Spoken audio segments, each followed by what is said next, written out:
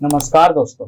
आज हम बात करने वाले हैं दुनिया के 7 अजूबों में से पहले अजूबे, जो कि है हमारे भारत में स्थित आगरा शहर में यमुना नदी के किनारे बने हुए सुंदर सी इमारत का, जिसका नाम ताजमहल है। इसका दूसरा नाम रोज़ाए मुनव्वर है और हम इसे प्यार की निशानी के नाम से भी जानते हैं। और इसमें बहुत सी खुफिया सुरंग है, जिसके बारे में हम आगे बात करेंगे। और एक बात तो आपको पता ही होगा कि शाहजहाँ की बेगम मुमताज महल की बॉडी एक तुंबत में ताजमहल में ही दफन कर रखी है।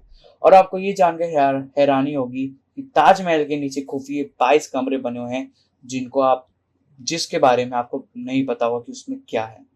ताजमहल को बनने में कम से कम 20 साल का समय लगा था। इसका काम सन 1632 से सन 1653 तक चला था और कम से कम इसको बनाने में उस टाइम पे 3.2 करोड़ की लागत आई थी, जो कि उस समय में बहुत ज्यादा होते हैं।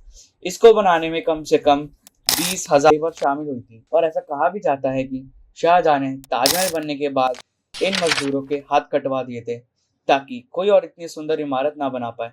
और हम ये नहीं जानते कि हाथ काटे थे कि नहीं, क्योंकि अगर हाथ काटते जाते तो कहीं ना कहीं कोई स्केलेटन तो मिलता ही, या किसी किताब में लिखा हुआ होता तो हम मानते भी। और ये सुंदर इमारत मुगल बादशाह शाहजहां ने अपनी छठी बेगम मुमताज महल की याद में बनवाया था। कहने को तो उनकी 6 बेगम थी, लेकिन सबसे ज्यादा प्यार वो मुमताज महल से ही करते थे। मुमताज महल अपने 14वें बच्चे को जन्म देते हुए मर गई। अब बात करते हैं पहले अजूबे ताजमहल की। ये इमारत यमुना नदी के तट पर बनी हुई है। इस इमारत की लंबाई कुल 73 मीटर है।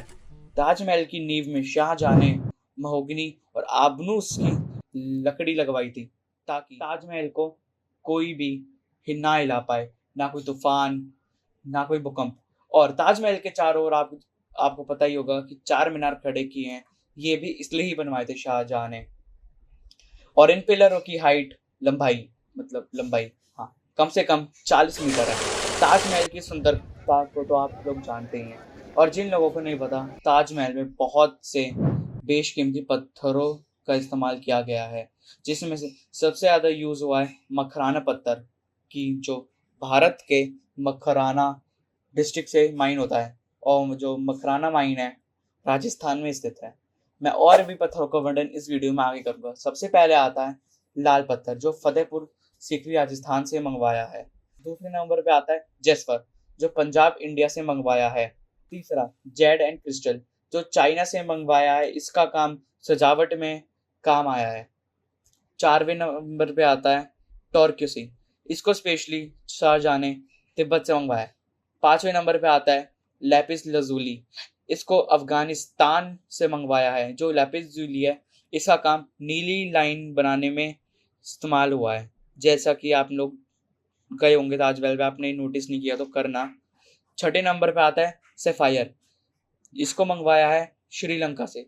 7वें नंबर कर्निलियन, अरेबिया से मंगवाया है वाला। 8वां एम्पेथाइस्ट, जो पर्सिया, जो आज के टाइम पे ईरान के नाम से जाना जाता है। 9वें नंबर पे आता है अगेट, इसका सोर्स है यमन से मंगवाया गया है। और 10वें नंबर पे कोलन वुड, इसको तो कहीं भी मिल जाता है। कोलन वुड तो बहुत ज़्यादा मामूली सी चीज़ है। 11वें नंबर पे आता है गोल्ड एंड सिल्वर, मतलब चांदी और सोना, ये भी बहुत ज़्यादा कॉमन सा है।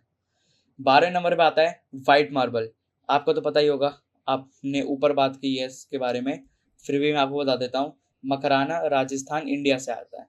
और आप लोगों ने नोटिस किया हो या ना किया हो, मैं आपको बताता हूँ। अगर जो लोग गए होंगे उन्होंने ज़रूर किया गया होगा।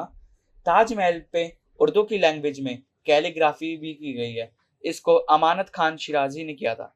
ताजमहल के बाहर का स्ट्रक्चर कुछ ऐसे डिज़ाइन किया गया है, कोई भी उस चीज़ से अट्रैक्ट हो जाए। इतनी सुंदर इमारत है कि वो आंखों में ही बस जाए, निकले ना आंखों से। अगर आप ताजमहल गए हो तो आप लोगों ने एक चीज़ ज़रूर देखी होगी कि ताजमहल का जो बगीचा है वो 4 हिस्सों में बांटा गया है। इस स्टाइल को हम पर्शियन स्टाइल 4 बाग लेआउट बोलते हैं, जैसा कि 4 हिस्सों में बांटा गया है। वहाँ पे एक छोटा सा पूल है बना हुआ, जिसमें ताजमहल की रिफ्लेक्शन, जो परछाई है, वो एकदम परफेक्ट और क्लियर दिखाई देती है।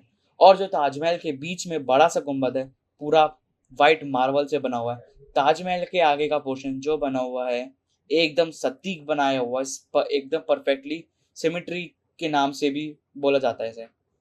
ताजमहल के डिज़ाइन को पर्शियन, इस्लामिक और इंडियन आर्किटेक्चरल डिज़ाइन में बनाया हुआ है। और जैसे कि मैंने आपको कहा था, हम सीक्रेट्स ताजमहल के बारे में बात करेंगे। सबसे पहला सीक्रेट है कि लोग कहते हैं कि शाहजहां ने अपना खजाना इसी ताजमहल में दफन करवाया है। आपको एक चीज़ और नहीं पता होगी कि ताजमहल का कलर दिन में कुछ और, रात में कुछ और दोपहर में कुछ और। इसका कलर लाइट की कंडीशन से चेंज होता है। जैसे मैं आपको बताता हूँ, सुबह इसका कलर हो जाता है पिंकिश, गुलाबी, और दिन में एकदम सफ़ेद दूध की तरह, जैसा कि आप लोग देखा होगा अपने दिनों में। और और रात में हो जाता है इसका मून लाइट में गोल्डन, मतलब सोने की तरह चमकता है। और ताजमहल, जैसा कि मैंने आपको बोला, एक परफेक्ट सिमेट्री का एग्जाम्पल है जो आज भी बहुत लोग नहीं बना पाते। और जो ताजमहल के चारों ओर मीनार हैं वो हल्के से झुके हुए हैं बाहर की तरफ। और आज के समय में गंदी हवा और पोल्यूशन और एसिड रेन के कारण ताजमहल को येलोइश करता जा रहा है। ताजमहल एक इमारत से ज़्यादा शाहजहाँ का प्यार दिखलाता है मुमताज महल के लिए। और ताजमहल में बहुत से रहस्य छुपे हुए हैं जो आज तक इस चीज़ का खुलासा नहीं हुआ है। और ताजमहल को देखने देश भर से लोग आते हैं, रोज 1 लाख से ज़्यादा लोग आते हैं। और ये हम इन भारतीयों के लिए बहुत ज़्यादा गर्व की बात है कि बाहर के टूरिस्ट भी हमारे इंडिया में देखने आते हैं।